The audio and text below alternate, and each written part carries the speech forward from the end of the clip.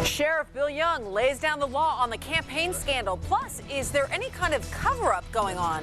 13 nonstop minutes of Action News start right now. Bringing you weather first. 56 degrees right now in McCarran, 55 downtown. Chill is in the air. 52 Nellis. We're even seeing some 40s around.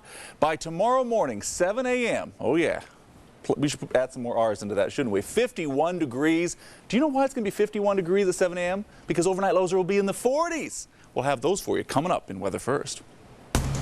Breaking news tonight, violence and even gunfire spill into the streets after a football game tonight at Western High School. Channel 13 Action News reporter Ben DC is live to tell us more right now. Ben. Yeah, well, tonight's trouble started right behind me on the field of play at Western High School, a football game between Western High School and Bishop Gorman High School. Now, the game itself was over. The time had come for the two teams to shake hands, but things weren't so cordial. A brawl started, and that brawl spilled out here onto neighboring streets. Police say that's when shots were fired. The gun aimed into the air, or even according to some witnesses, at the Metro helicopter circling the situation. Now, I just got done talking with Metro officers.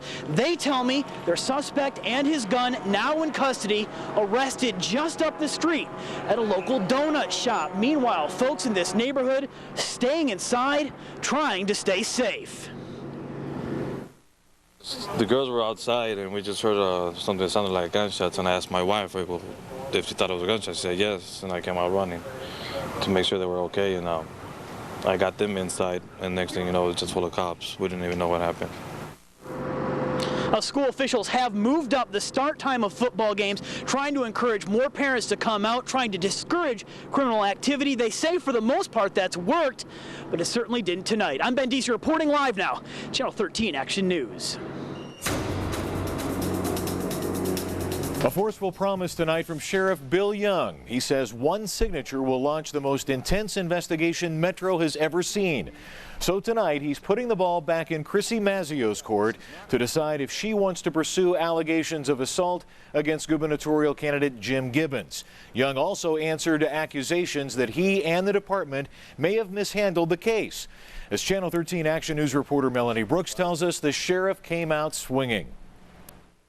Sheriff Bill Young got straight to the point with a promise. I guarantee you, you want an aggressive investigation. You ain't seen nothing yet. In a week full of news conferences to play damage control, the sheriff held his own event to answer questions on how Metro investigated the case of the congressman versus the cocktail waitress. He admits he wishes there was a surveillance tape of that fateful night. He says that would answer many questions as to what exactly happened in that parking garage between Jim Gibbons and Chrissy Mazzio. I would like nothing better, and I don't think anybody in this town would like anything better than there actually to be a videotape of some of this activity. But so far, no such tape has shown up. The sheriff got defensive when he felt Chrissy Mazzio's attorney picking on his investigators and how they handled the case. He knows, and I know, this isn't a sexual assault case. Let's get that straight. There was no claim by her of sexual assault. At this point, the sheriff says Chrissy Mazzio must sign the crime report for this investigation to go forward. If we find out this is not a misdemeanor battery and that Jim Gibbons attempted to sexually assault this woman, we will take it to the nth degree. That's all I got to say. Thank you very much for coming. Congressman Jim Gibbons was not available for comment today to talk about the possibility of this case continuing. He had several private fundraisers before flying back to Reno tonight. Melanie Brooks, Channel 13 Action News. It remains to be seen what impact the scandal is having on the governor's race itself. The latest Rasmussen poll shows Gibbons with an 8-point lead over Dina Titus, but it was taken only 4 days after the allegations were made and long before this week's explosive developments. There's also the matter of how this could affect the sheriff's race now that the current sheriff, Bill Young, is caught in the middle. Action News talked with both candidates today. This is what Jerry Arola and Under Sheriff Doug Gillespie had to say. My campaign's not going to change. I'm going to continue these next 2 weeks putting out very clearly my message. And my message focuses very heavily upon the experience that I bring to this job. And that's what I'm going to continue to do. I think the public now sees that the sheriff's office, the administration at the Metro Police Department is not above, they're lying. They're allowed to not tell the truth. Gillespie and Arola say they plan to stick to the issues between now and Election Day. It's very apparent at this point that this story will continue to play out through Election Day. So be sure to stay with Action News for the latest on the Gibbons campaign scandal, or visit our website at KTNV.com. A lot of people around Clark County are already taking advantage of early voting. Through today, more than 43,000 people had cast early ballots. That's about 7% of Clark County's 648,000 registered voters. To find an early voting location near you, just go to KTNV.com and look for the red, white, and blue link. Early voting, by the way, ends Friday, November 3rd.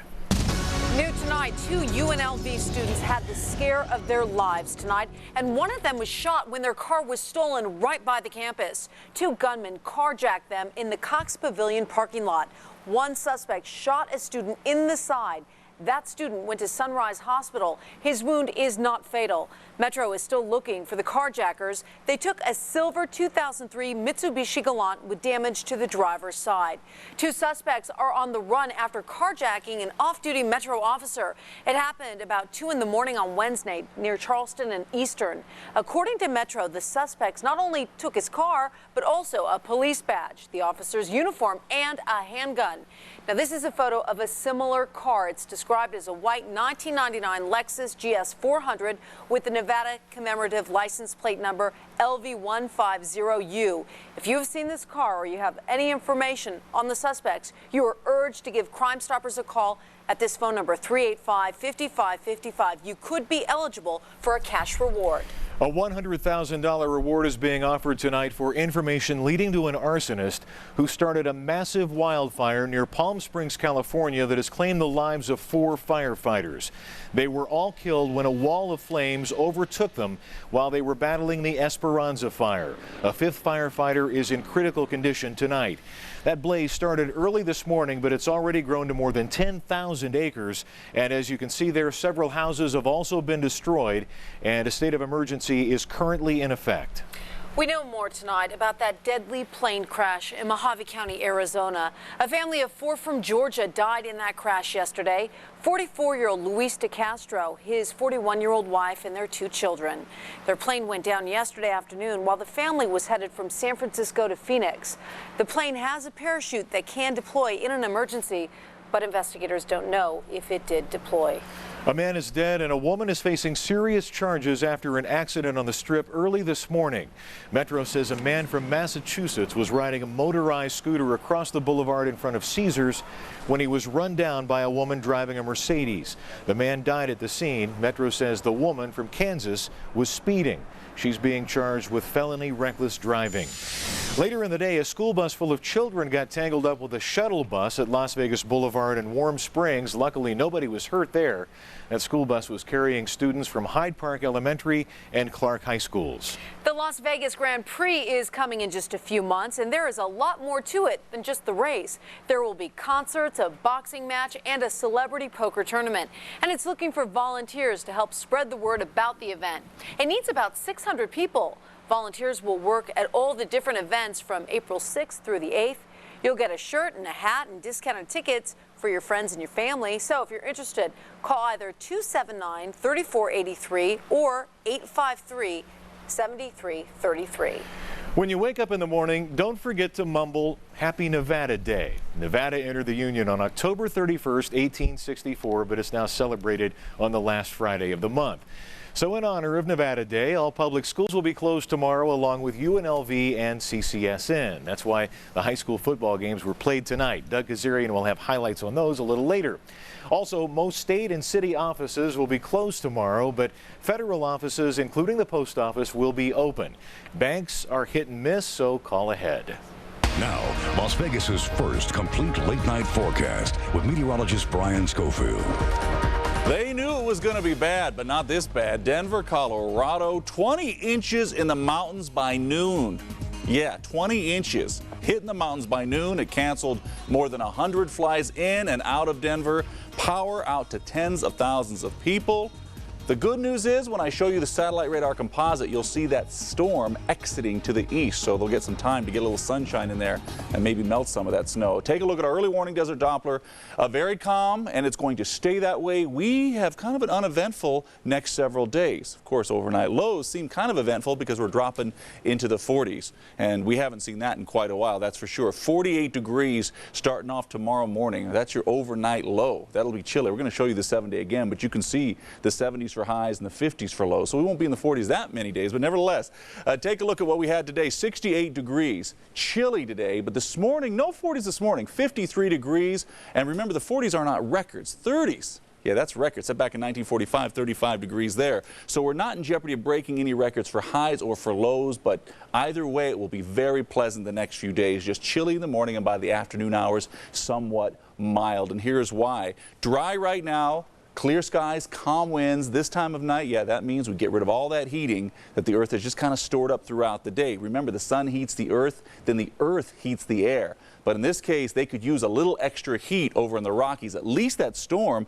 blowing through 2 feet of snow is finally getting out toward the east. That's some good news. For us, our good news is an area of high pressure that's really keeping any sort of storms out and over the area. Our area, and it's going to do that throughout the entire weekend. It'll be very pleasant come this weekend. Of course, some of these downsloping winds, when you're talking a clockwise flow from our area of high pressure, that's where the problems start for those Santa Ana conditions, and that's why the winds popped up and to quite some heavy numbers out there through Southern California. We're talking 40-mile-an-hour gusts today, but they calmed down this evening. Could be back up again for tomorrow. For us, winds will not be an issue. We're just not poised in the right area to really get those winds in the area. So just anticipate some very nice weather, a lot of sunshine, but we do have a couple of things popping up. We're talking about still setting those clocks back, fall back. It's exactly what we're going to do. 1 hour on Sunday, and overnight lows will come up a little bit. Afternoon highs will come up just a little bit more, and of course, we're still dealing with Halloween looking pretty good. Take a look at those numbers closer. Tricia has a big smile on her face. I think she's planning to dress up something on Halloween.